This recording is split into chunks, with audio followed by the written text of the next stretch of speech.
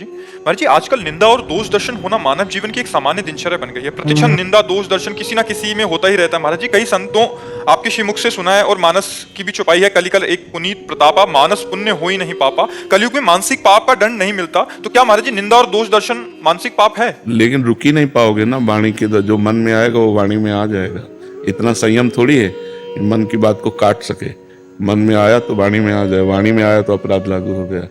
तो हम एक कथा सुनाया करते हैं कि ब्रह्मा जी के 4 पुत्र हैं, सतयुग, त्रेता, द्वापर और कलयुग है तो सबई, ये भी 4 पुत्र हैं।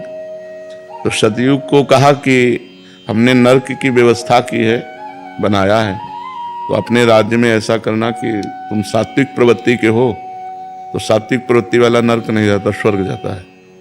तो बोले कुछ ऐसा करना जिससे नरक खाली न रहे। तो उनका इस आज्ञा का पालन हमारे राज्य में नहीं हो सकता। सतयुग में कोई नरक नहीं जाएगा। त्रेता से कहा तो त्रेता ने कहा हम बड़े भाई का अनुगमन करेंगे। जैसे सतयुग में कोई नरक नहीं जाएगा, ऐसे त्रेता में कोई बिरला ऐसे अनुगमन माने मैं चलने की कोशिश करूंगा पीछा।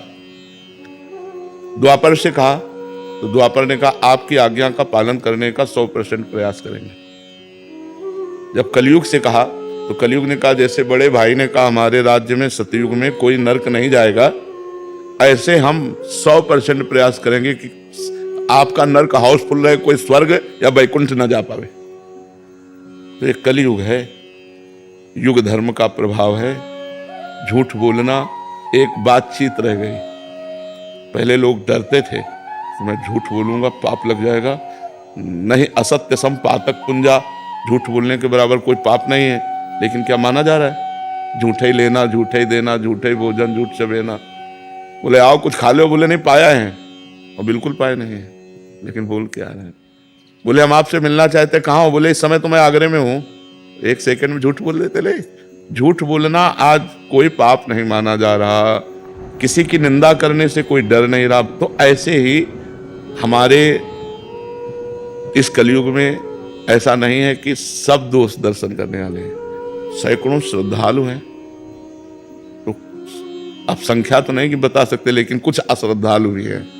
तो जो अश्रद्धालु हैं उनकी संख्या ज्यादा है, जो श्रद्धालु हैं उनकी संख्या कम है। माया के दिन रात, ज्ञान अज्ञान, निंदा स्तुति, मान अपमान, ये द्वंद्व धर्म है।